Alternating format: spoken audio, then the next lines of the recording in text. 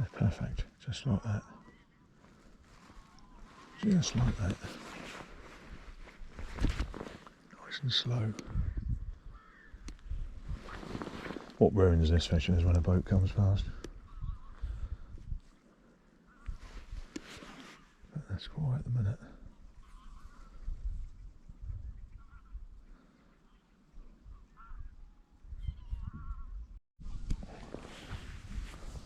So, first boat's gone past. He obviously went racing. It's a bit shallower, the swim here. It was 2 swims down. It was quite kind of good bit of depth there.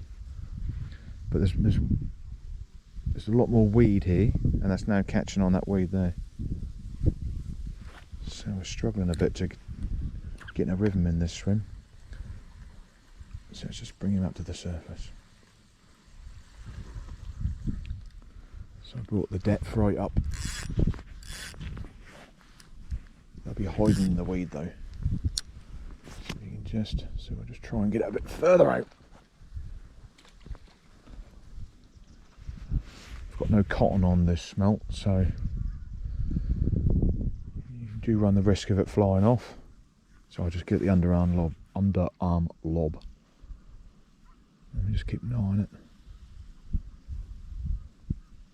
I'm going back to using braid for this. The braid is good because the braid will float on the surface, and obviously that catches and it helps with the drift a bit. But with braid, it depends what breaking strain you're using. You need fairly heavy braid because you can snap off with the braid when you strike. As with mono, you can strike and there's a lot of flex in it, so you generally if you're using quite a stiff rod, you've got to make sure your line is suited to that rod because you can snap mono as well.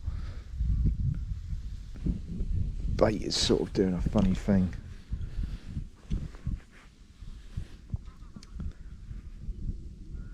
So it's sort of hanging like that. That's not ideal really. So what we're going to do, I'm going to take that one out. I'm going to put it in there. I'll take this one out and I'll put it in the tail. I'll put it at this end like that. It's not too bad. It's not too bad. And we're going to move to another spot because we can't get any sort of rhythm here. So we're not messing around anymore because the sun's going down, and I've got the bait. We're going to do wobbled smelt,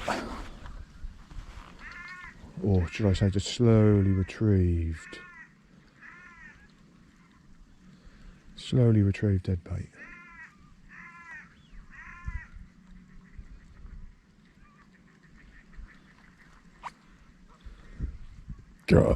Very effective method.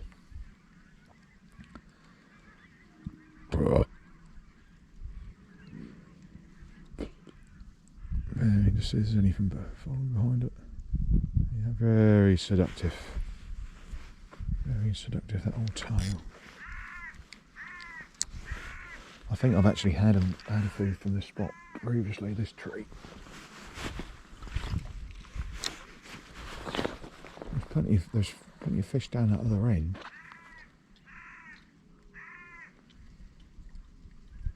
So the old saying goes,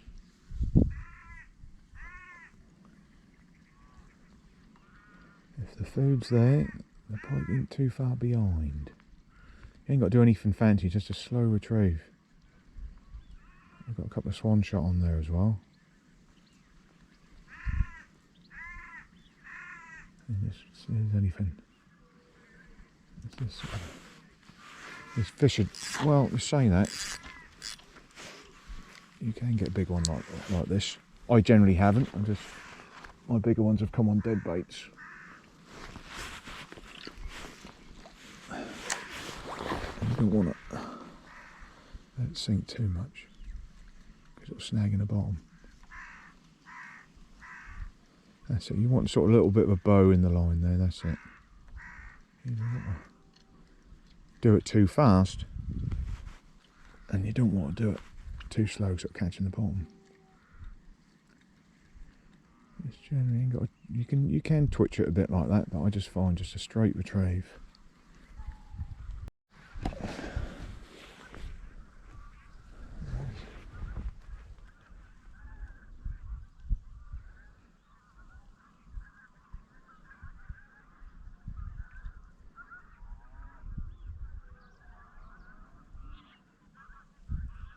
Beautiful. Beautiful out here. Beautiful.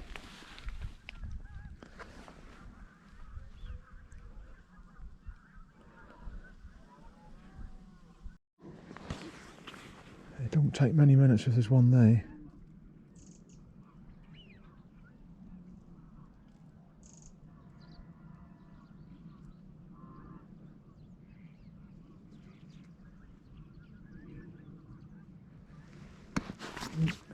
Bloody GoPro. I don't think they're that waterproof, this one.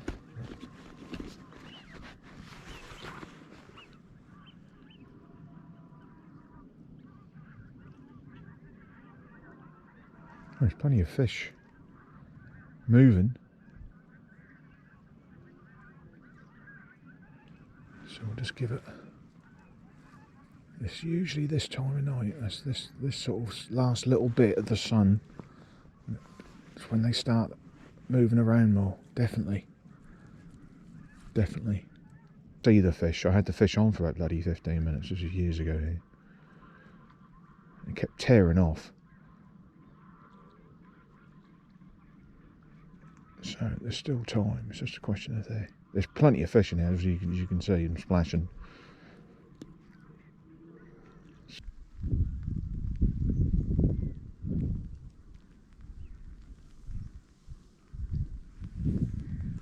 I've got a ton of weed around it, but I don't want to lose the bait, you see, so I might have to start bringing some cotton with it. And there's a load of shit around there, look. That is not good. Not good for the bait. It's very soft, the smelt, and he might have been damaged there. But that's the rescue run. So you can see what's down there. Look. Wobbled smelt might be the way to go.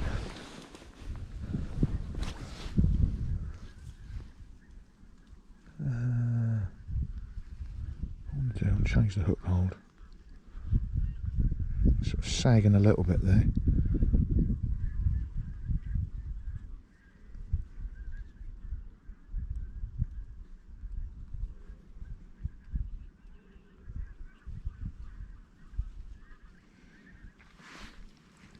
That's a bit better.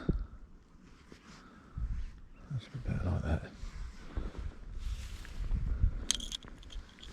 It's a good technique, and it seems to sort of. I've had Big Pike doing this technique. I've had Big Pike.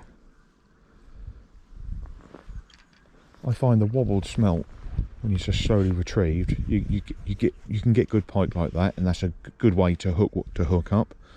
But if you want a bigger one, that's got to be a dead bait on the bottom, or even this method, just a dead bait, just slowly trotted down. I mean, I had one here. When was it? 2007. That was over £20, and that took it just right in front of me here. I was doing it all day, and that was like the last hour of the day. That was November. Now this stretch here. This actually held the record pike, £44. So it's a good spot, but it's not what it is. But you will get some big. This is a big pike venue, so it is hard. It is a hard water, but it's if you want a big pike, this is a spot to invest some time into. And that is drifting lovely, but we know we're going to run into some snags, so I'm just paying out the line as it's bowing round. Look, just drifting that people are done for the day. Sunday afternoon. So first thing in the morning's quiet as well. And we're just trotting it down. Just trotting it down.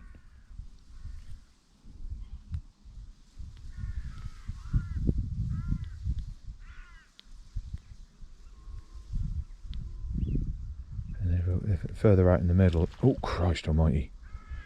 Frightened, look at them jumping out of that. That's the line. They like the line.